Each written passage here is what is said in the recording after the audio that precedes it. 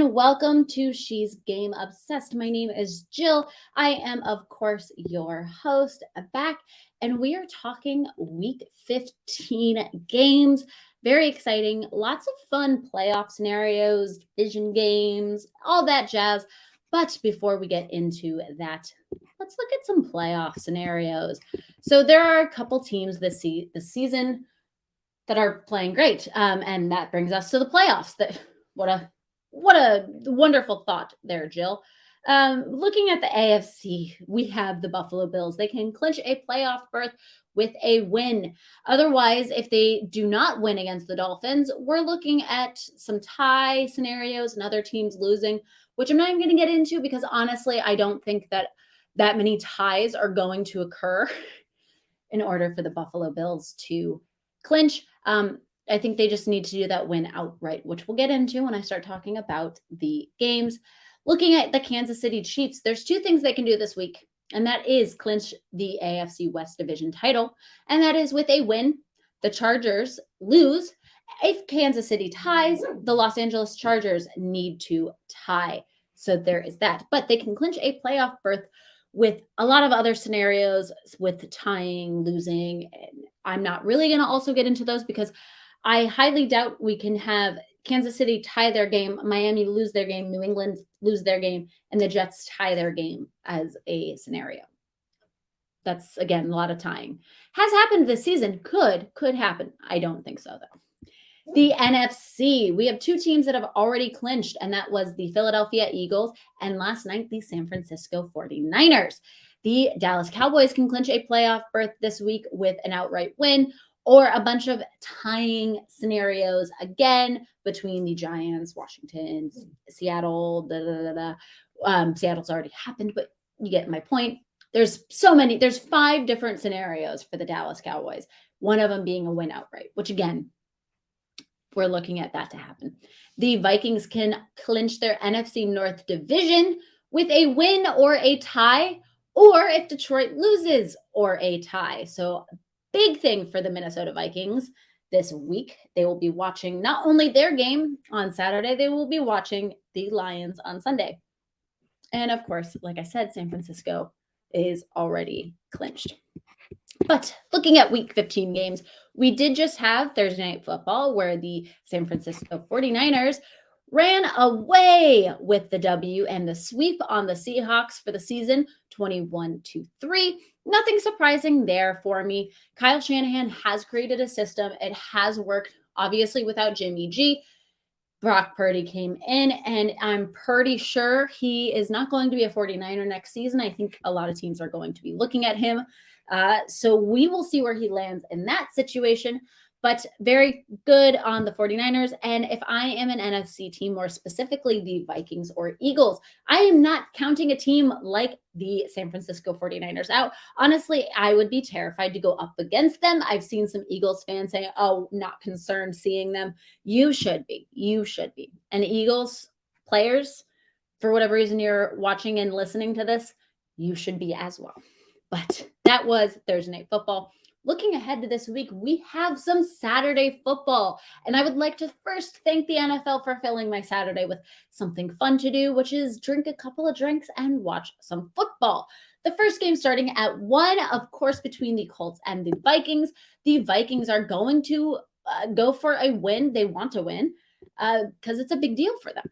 And I think they're going to. The Colts just aren't doing it for me this season. There needs to be answers. I was very happy to see Frank Reich gone. Jeff Saturday comes in. I think he was a little bit of a morale boost, but let's be real. He's not the long-term answer. Matt Ryan, not the long-term answer. There's a lot of things that need to be figured out in Indy. So I hate to say it, Indianapolis fans, but your season is over. And hopefully that front office is looking at what to do in the future. The next is the divisional matchup between the Ravens and the Browns. This is a tough game. For personal reasons, I like the Ravens to beat the Browns. But getting into logistical reasons, the Browns are finding their groove with their new quarterback. Peoples-Jones definitely seems to be his favorite target. Their defense is still doing their defense things that they've been doing. The Ravens, on the other hand, are a team that plays so hot, so good, elite even is a word I would use, and then all of a sudden it just switch flips and it's all gone. And we've seen that with teams before. However, in this game, I do like the Ravens. I think the Lamar Jackson injury that has happened has shaken the team up a little bit, makes them realize they need to play. They need to play hard. Give Lamar something to come back and play because he is going to be cleared in a couple of weeks, if I remember. So if they do get in the playoffs, Lamar can come back. This team realizes that they need to play for him. And especially against a team like the Browns, they need to win because we need to have a competition between them and the Bengals. I'm looking for fun out of this. If the Ravens win, they have the sweep on the AFC. Well, no, because they still play the Bengals one more time. But if they can win this game and then play the Bengals and win, they have the sweep on the AFC North, which will just be interesting against the Bengals, who are playing amazing but have lost to the Steelers twice. So that's my thoughts on that, where that one is at. The last game, Saturday night football, the Dolphins versus the Bills. A snowball is finally happening for us. I love snowballs. I love watching it from my couch in South Florida and being warm, personally. For those of you that are attending the game, amazing. Happy for you. I will live vicariously through social media for those posts. But looking at the actual game, just like the weather that is cold, the Bills offense has been cold. I cannot wait to watch Miami bring some heat, warm up the snowball, and really give some good competition to the Bills. I like the Bills to win, but I see this being a very, very close game, probably decided by a field goal. So that's that. Looking at Sunday, we have a game against the Bears with the Eagles. That was a weird way to introduce that game. It's the Eagles and Bears game. There we go. A lot less awkward way of saying it. I think the Eagles win, but here's my thing. The Bears have started finding an identity. Do I think they're an amazing football team? No. I think they still need some work. I think there's definitely some offseason growth that is going to occur. Justin Fields is finally getting his football NFL IQ identity in there, and he's playing like a stud. But against this Eagles team, again, they're going to lose, but I think they will give the Eagles a run for their money. If I'm an Eagles fan, I'm actually nervous about this matchup. I think it's going to be a lot closer than people really do think. As for the Eagles, complete team on both sides of the ball. Their record shows it. They're playing absolutely amazing. But going into the playoffs, there's a couple of teams I'm going to be weary of, as I've already mentioned. The Lions at the Jets, another big fun game this weekend. I'm taking the Lions. Hear me out on this one. Love the Jets. Love the Jets defense. Love Robert Saleh. I am not the biggest Zach Wilson fan. Mike White is the guy. Mike White obviously can't play due to all of his medical issues. He occurred from last week's game. Tough guy, though. I will give it to him. Respect is due. Zach White is not the guy for me. So many questions about him. Robert Saleh saying this is a big opportunity for Zach Wilson, and he is right. It is a big opportunity. But I think they come away with the L, and the Lions are going to take the W in this one. The Steelers at the Panthers. Panthers are taking this game unless, hear me out on this, TJ Watt plays. The Steelers offense and defense, this sounds heinous, but if you watch and really pay attention, it's the truth. The Steelers team as a whole is affected by TJ Watt. TJ Watt's in game one. Absolutely destroy the Bengals. Destroy them. Bengals who? TJ Watt goes out. Following weeks, he's injured. He's out, not playing. Steelers play the crap on both sides of the ball. Absolute crap. Kenny Pickett comes in, playing like a rookie NFL player, playing like crap. TJ Watt comes back. All of a sudden, it's like the Steelers are put together. They get it. They have it. They know what they're doing. And then TJ Watt gets hurt again. And the Steelers can't do anything. So it's reliant on TJ Watt, but give me the Panthers. I love the story of the Panthers. This team, the dramatic change, their dark day, trades, firings, which good, they got Matt Rule out of there. He needed to go. He was definitely holding that team back. This new coach comes in. He is calling out the front office for decisions that they've made and how he doesn't like them. Love that. I love that. But also, this team is playing and they're playing good. They've been beating teams. They're not winning a Super Bowl, but I think there's some good foundation to build on in the offseason and going into next season. So I'm very excited to see what the Panthers do next year. As for this year, though, unfortunately, they're really just going to keep winning games. They might win their division. That would not be shocking to me. I would not be surprised to see the Panthers win that division. It's not really difficult. Just they're putting that one out there. The next game, the best in the AFC versus the worst in the AFC. That is, of course, the Chiefs and Texans. Hear me out on this one. I might sound surprising to some of you. The Texans are going to keep this game a lot closer than people think. I know, I get it. I sound crazy. It's the best versus the worst. Ha ha ha. She's a woman. Ha ha ha. Texans are going to keep this close. Here's why. Davis Mills. Davis Mills is my guy. I am his number one fan. I think I actually need to get a Davis Mills Texans jersey. That offense looks better with him. That offense works. He does what he needs to do with the tools that he has, whether they're good tools or bad tools. They do get points up on the board. They do score. They do keep spreads within the spread amount as well. Davis Mills, it's 4+ games that he's had multiple passing touchdowns a game. They're a silent team. They're sneaky and you can't count them out. Do I think the Chiefs win? Ultimately, yes. The Chiefs are going to win. Texans keep it a lot closer than people think. That's my 2 cents on that game. The next game is another division matchup in the NFC South. A boring one, if you ask me, and that is the Falcons and the Saints.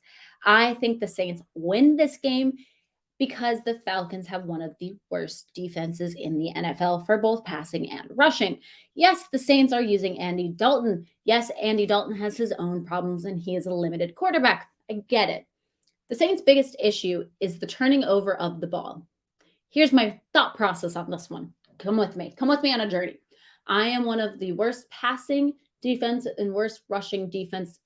I don't think I'm going to capitalize on the Saints making bad plays and potentially turning over the ball. That's my thought process. So I think Andy Dalton's Saints are spared this week with a win against a poor defense. That's my thoughts. As for the Falcons offense, there's a lot to unpack there. Marcus Mariota leaving the team, going through surgery, picking a new starter. There's a lot to unpack. Arthur Smith, I also don't think he's the guy in Atlanta. I don't know who would be the guy in Atlanta. It's an offense with no chemistry. I need to see a coach come in and get some chemistry, and I don't think Arthur Smith is that guy. Especially, freaking Kyle Pitts. Duh! I picked you in fantasy, and nothing has happened. Now you're injured, but nothing's happened. Maybe it's just personal things against the Falcons, but Saints win. Cowboys and the Jaguars.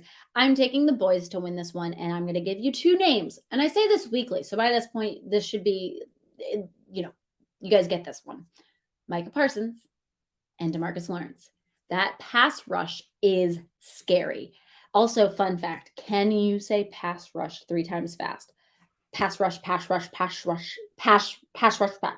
Nope, you can't. Give it a try. You're probably trying right now, and you're failing. I'm sorry. If you can successfully do it, good for you. I can't. That pass rush is scary. And for Trevor Lawrence, a guy who is still putting together his football NFL identity, getting his NFL IQ put together, he's a Justin Fields 2.0. He's figuring it out. He's slowly getting better and better. Since week 1 to week 15, we can 100% all agree and say that Trevor Lawrence's passing has gotten better, and we're seeing it happen live in front of our eyes. It's like a little baby watching it grow up. It's really exciting. I just don't think they have enough to win against the Cowboys, and especially the Cowboys who are pushing to be in the playoffs, and they want to show off that in the NFC East that they are a force to be reconciled with, and that they can take on the Eagles, and that they are a tough competitor. I get it. I get it. And I do think that's all true about the Cowboys. I just don't think they'll do good in the playoffs, especially against a team like, I don't know, the 49ers. That's that. But against the Jaguars, they will win. The most boring game to happen all season long. I'm not even upset saying that. This is the most boring game to happen all season long. You thought the Colts and Broncos game was bad? This is going to be a bad game. And that is the Cardinals at Broncos. I honestly haven't even looked up if Russell Wilson's playing. I don't care. I'm sorry he got knocked out. That's not fun. I will say that. That's not fun. That sucks. You hate seeing it. As for the Cardinals, I hate saying this, but I'm not a fan. I have been vocal about this. Not a Cliff Kingsbury fan. I'm not a Kyler Murray fan. I think they are going to do better without Kyler Murray. I hate saying that, but a point is to be made. I like the Broncos at home in this matchup more. Yeah. But you thought that the Colts and Broncos game was bad. You know this game is going to be bad. This is going to be the most boring game. It's going to be the worst played football game. This is that game. We can all agree on that. The next one, Patriots at Raiders. This is an interesting one. I have some thoughts. Let's go into them. Let me let my head kind of ramble for a moment. There's a lot of Josh McDaniels haters, and there's a lot of Matt Patricia haters. And I bring this point up because the head coach of the Raiders, Josh McDaniels, is an offensive guy. He's not a head coach. I don't understand why teams continue to try to make him a head coach. It's not going to work. Stop it. Stop it. Stop it. Stop it. Any team that thinks that Josh McDaniels should be their next head coach, stop it. No. I like him better as an offensive guy. On the flip side, Matt Patricia, who is a defensive guy, is the offensive coordinator of the Patriots, and he is making horrible play calling, horrible decisions. I personally would take Josh McDaniels over Matt Patricia any single day. On record, I will die on that hill. I cannot stand Matt Patricia, and I think Matt Patricia is unfortunately going to be the downfall of the Patriots in this game, and the Raiders will walk away with the W. So that's that. Not to mention the Raiders, Derek Carr, with his receiving core, with his offense, he has the chemistry, he has the relationships built. Mac Jones, even at week 15, does not have those relationships. I think Bailey Zappi had more of those relationships built for being a third string quarterback. I'm curious the offseason what brings to him and what brings to Mac Jones. So there's that. The next game is the Derrick Henry-led Titans against the, I was about to say San Diego Chargers. What a throwback. Wow. The Los Angeles Chargers. I say the Derrick Henry-led Titans because might be a controversial hot take, but Derrick Henry is the Titans. He is the offense. It is Derrick Henry. I know it's supposed to be Ryan Tannehill and it's supposed to be this, but it's Derrick Henry. There's no other answer. And for a Chargers defense that has been the knife in their side all season long, injuries have plagued them, and that sucks. And I'm sorry because I wanted to see more from this Chargers team, and I just couldn't get it. But I think Derrick Henry not having a defense that's going to really limit and stop him, he's going to run all over the field, and he is going to score a lot of points. I also say that selfishly because I have him in fantasy, and I would like to see that happen. But the Titans are taking the road W. The next game on the road, the winner will be the visiting team, the Bengals and the Buccaneers. The Bengals, I'm not even going to go too much into them. They did this last season. They were not a great team. People care less about them, and they silently, slowly moved their way up and made it to a Super Bowl, which they could easily do again this season. They started off horrible. People made fun of them. I made fun of them. Here they are, playoff contention in the distance. They're working towards it. Division clinching. They're doing it all. They're trying to do it all. and I think they're going to. I don't know if I would necessarily pick them to go to the Super Bowl, but they're trying. They're trying. Okay. The Buccaneers, on the other hand, they're number one in their division, in the division of the NFC South. That is an absolute dumpster fire. That is horrible. That is, I can't say enough bad things about that division. It is an embarrassing division. And the leader of that division is the GOAT himself, with not even that astounding of a record, not even that great of records this season with passing. And yeah, I'm underwhelmed. And I think I saw an article that said Tom Brady is the perfect example of why retiring too early is better than retiring too late. And I think that depicts this season so perfectly for Tom Brady. It is sad to see that this is, I honestly wholeheartedly think this is the season he goes out on. He could have done a Peyton Manning style, but this is Tom Brady's style, I guess. Not that that says much, but yes, the Bengals are going to win. Buccaneers plagued with too many injuries. And like I mentioned earlier, I was talking about chemistry. Chemistry is important. There is not a single ounce of chemistry on that team, offensively or defensively, that makes me excited. So that's that. Sunday night football between the Giants and the Commanders.